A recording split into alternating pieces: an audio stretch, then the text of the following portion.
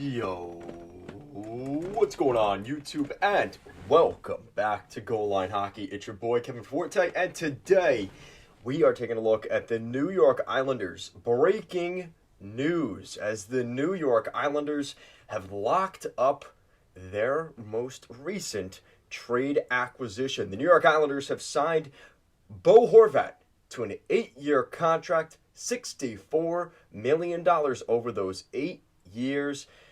$8 million per season for the newest New York Islanders addition.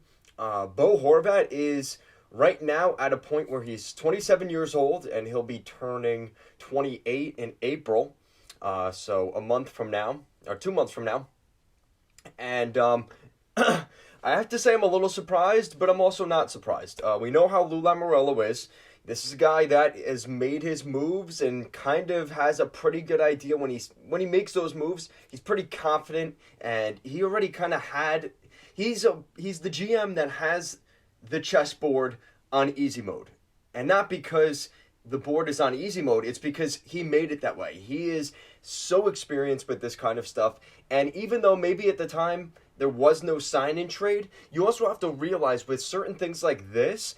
There's also, if it's an actual sign-in trade, like we saw with Vegas and Ottawa a couple years ago for Mark Stone, or Florida with Kachuk, you run into the issue where you start to have teams maybe wanting more value in return. Hey, listen, you already know you're getting this guy long-term, so give us another piece.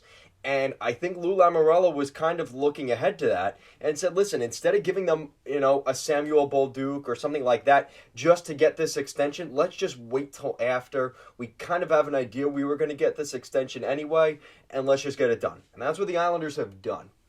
Now, we've gotten some more news. So the first one is from Brian Compton, who says he agrees to an 8-year deal with the New York Islanders. And, earlier this afternoon, Stefan Rostler also said that Horvat is skating with Matthew Barzal. This is more news that's kind of just been trickling through. We've started to hear some stuff about, where he's going to play on the lineup, which is very exciting. But, in the immediate press conference from when he got traded, I was actually a little concerned. Bo Horvat was at Disneyland with his family, his kids and his wife. And there was a genuine concern with the way he was very disappointed he was leaving Vancouver. And obviously so. But I was not really sold if he was going to come to the Islanders or not. I really like staying long-term wise. And, things kind of materialized really quickly here. And I think after the All-Star weekend, I think that's what sold Bo on staying with the Isles long-term. And this is a quote from Horvat during the All-Star game weekend. So Horvat was asked on seeing Islanders fans already wearing his jersey. And this is a quote from Horvat. And quote, "It's really heartwarming to see fans actually have my jersey on already. It's been not even, 4 or 5 days? I'm just really fortunate. I'm going to an organization that has a passionate fan base." So obviously, I think things turned a little bit for Horvat. He also said something the other day, so this is from Bo Horvat the other night. He said, "I thought I looked good out there in an Islanders jersey, and I was really proud to be wearing it." I think that was it right there. When you heard that quote, I was much more excited and much more confident with the Islanders signing this guy long term. Now, this morning, like I said, we saw Barzal skating with Horvat. And now we're starting to get a little bit better idea of the actual lines for the Islanders. So the Islanders lineup will be Josh Bailey, Matt Barzal, and Bo Horvat. Now, what's interesting here from Lane Lambert's lineup is Barzal was playing center. And the assumption here was, with how good Bo Horvat has been at center this year in terms of his percentage across the entire league, and the expectation was Horvat would actually be playing center. Doesn't seem to be the case here. Barzal is still playing center at this point. And it's just how they're doing it in their first day of practice. So it is very much up for debate and isn't going to necessarily be what we see Tuesday night against the Philadelphia Flyers. So what you're really looking at here, so he's, like I said, he's 27 years old. This season, he's already got 54 points, 31 goals, 23 assists in 49 games. I mean, he is, the second he plays his first shift with the Islanders, is going to lead the Islanders in goals and points, which just shows you just how productive he's been for the Canucks this year on what hasn't been a very good Canucks team this season. His average ice time is over 20 minutes of ice time. And what's interesting also about this deal, and this is from Cap Friendly, they said Horvat's $68 million contract over the next 8 years will take him till he is 36 years of age, which, you know, when you start to get to your mid to late 30s there, that contract is a long deal. And considering Horvat's season this year, yes, it is quite impressive. But this is a career year for Horvat, which makes you a little bit more timid. When you consider his numbers this year, you know, he has not put up 54 points in a season since the 2018-19 season, which he picked up 61 points in that season. So the last 2 years have been give or take for Horvat, but if this is what we expect to see from him over a full 82-game schedule, playing top minutes with the New York Islanders, with a little bit more of an offensive-minded approach with Lane Lambert this year, there's reason to believe that Horvat's numbers shouldn't dip that much, if at all, with the Islanders. Now, again, I'm just under the expectation that they will dip with the Islanders because of how the Islanders play, but I think this team needed a spark. And I think that this team is better than how they've actually played this season. You know, you have to remember, you know, they're without Oliver Wahlstrom, and they were without Kyle Palmieri. Both of those two guys are top 6 scoring guys on this Islanders team. They were both out with injuries here for the last couple of months during the slump. Not to mention their best defenseman, Adam Pelech. He's been out of the lineup. He was out with an injury. So that obviously hurt things pretty badly on the back end. Semyon Varlamov wasn't playing his best hockey before the injury back in December, but he seems to be getting a little bit better here. He's gotten a couple starts, and it seems to be going in the right direction for Varley. But again, that's something I expect to see Varlamov play a little bit better here down the stretch than he has. So when you look at it that way, you know, this Islanders team is probably better than, even including myself, are giving them credit for. You know, like, I could tell there were a couple games, like, you could see, like, Ryan Pulock, a lot of it was mental mistakes that these guys were making. Not back-checking hard enough, not hitting hard enough. This is an Islanders brand team that has to hit, get the fans into the game. They weren't doing that a lot earlier this year. I think this is the spark of energy that the New York Islanders needed. And now all the debate about whether Bo Horvat's going to stay long-term or not, will he sign with the Islanders, all of that goes away. The Islanders don't have to worry about that.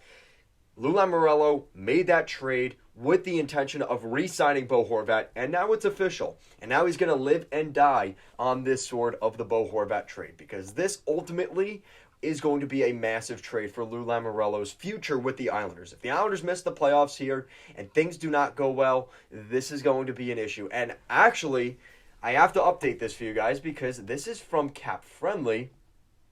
They are saying his new contract is not 8/8, because that is the first reports that we got here.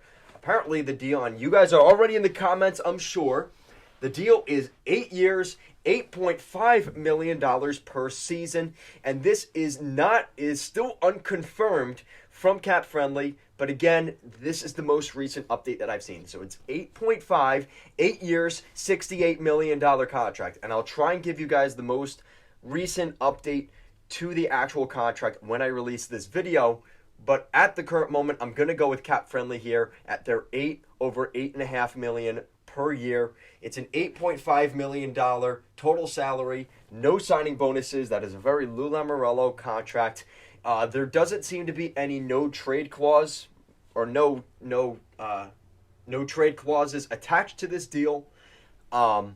He's taking up 10.3% of the Islanders' cap space, and yeah, that's what we're looking at. It's a pretty significant raise. It's a $3 million raise per season for Bo Horvat compared to his $5.5 million contract he signed back in 2017 with Jim Benning and the Canucks. And this is obviously the final year of that contract. Really exciting here for the Islanders to get Bo Horvat locked up long term. And honestly, I'm still a little bit suspicious, and not in the sense that I don't think Horvat's a good player.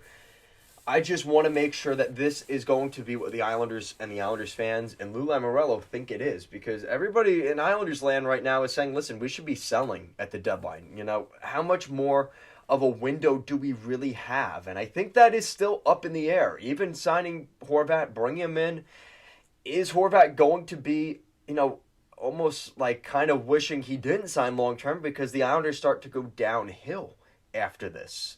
And whether they make the playoffs this year or not is, as much as that's a part of the equation, even in the next 5 years, are the Islanders going to be a legit contender in the Metropolitan Division? And I think they will be. I think the window will open up here as teams like Washington, Pittsburgh, kind of are maybe phasing out a little bit, as you know, is slower than maybe I expected and others expected.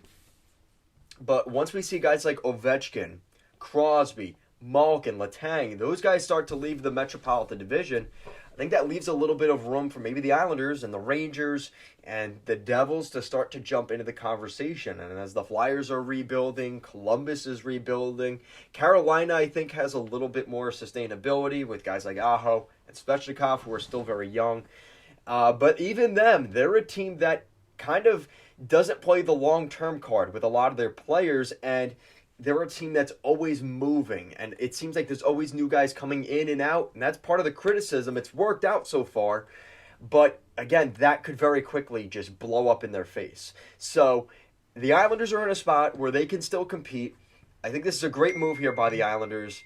They're 2 points or 3 points out of a playoff spot here during the All-Star break, but very quickly, this is a situation that the Islanders have to win a lot of hockey games. This is do or die for the Islanders the rest of this season.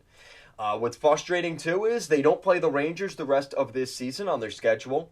They have a couple games against Philadelphia. I think 2 more against the Flyers. You got to win both those games. Any games left against teams like Columbus, you have to win those games. The rest of their games against Washington and Pittsburgh. They played Pittsburgh, I believe, 2 or 3 more times. Same thing for Washington. There is some really important games here down the stretch for the Islanders that are the infamous 4-point game. The Islanders have a really good opportunity to gain some ground, but they do have a couple of teams that have games in hand on the Islanders, and this is not going to be an easy climb for the Islanders. The good news is, though, they got their scoring issues fixed. Their defense has to look better here, and I think Pellet coming back is a huge help for that. Samuel Bolduc has looked very good on the back end, as well as some depth. Not to mention, Ilya Sorokin is having a borderline, I would say a Vezina season. I think the only reason that's not being discussed more is because the Islanders are not in the playoff picture. So if they get back into the playoff picture, they become a playoff team. This New York Islanders team, as we all know, if they can make the playoffs, they are a difficult team come playoff time. And the criticism will be, it's going to end up being Boston or whoever wins the Metro. But even if that's the case, listen, as crazy as it sounds, if the Islanders get back into the playoff spots, the gap between, say, Pittsburgh or Washington in that wild card spot and, say, the second or third spot in the Metro, there's not a huge gap between the second, third, fourth, and fifth place teams in the Metro. And that's good news for the Islanders, because as soon as they get back into the playoffs, all of a sudden it's, maybe we could take second or third. Maybe we could even end up getting home ice. It sounds like a long shot at this point, but there is still that possibility. And not, listen, don't discredit those other teams around them in the Atlantic that are going to be a problem. The Buffalo Sabres have looked like a real force and may be adding at the deadline. And they may even be forced to, seeing what the Islanders have done. Same thing for the Florida Panthers. The Florida Panthers, they could be a team going in there. So, the good news is it seems like that's it for the playoff chase. It seems like everybody else outside of the playoffs, whether that's Columbus, Philly, Detroit, I'm probably forgetting somebody, but those teams, I guess Ottawa, you could say, all those teams aren't going to be buyers at the deadline. So it's really 3 teams on the outside of the playoffs looking in the Eastern Conference. And again, that's also a benefit for the Islanders. So that is going to be it for this video. Guys, let me know what you think down in the comment section down below. What do you think of the New York Islanders signing Bo Horvat to an 8-year, 8.5, well, I guess 8-year, $68 million contract? Like I said, guys, I will give you guys the most recent, up-to-date, actual contract details if we get any sort of information on a no movement clause, any signing bonus stuff, the actual term. I'll let you guys know all of that. I would say, though, pretty handsomely, I would say it's either $8.5 million per year or $8 million per year. It's definitely an 8-year deal. And like I said, if there's any other details, I will let you know as well. Guys, thank you so much for watching this video, and I will see you again next time.